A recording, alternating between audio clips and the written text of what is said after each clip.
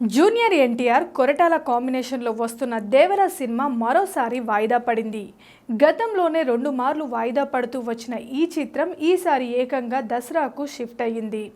చిత్రాన్ని అక్టోబర్ 10న విడుదల చేయనున్నట్లు మేకర్స్ అధికారికంగా ఓ ప్రకటన చేశారు.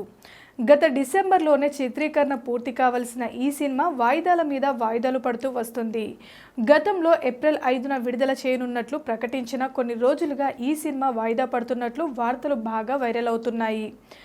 అదిగాక ఈ మధ్య జరిగిన ఓ మీడియా సమావేశంలో దిల్ రాజు మాట్లాడుతూ, దేవరా వాయిదా పడితే మా సినిమా విజయ్ దేవరకొండ, మృణాల్ జంటగా నటిస్తున్న ఫ్యామిలీ స్టార్ను ఏప్రిల్ 5న విడుదల చేస్తున్నట్లు ప్రకటించడంతో దేవరా విషయంలో వినిపిస్తున్న వార్తలకు బలం చేకూర్చుకున్నట్లయింది.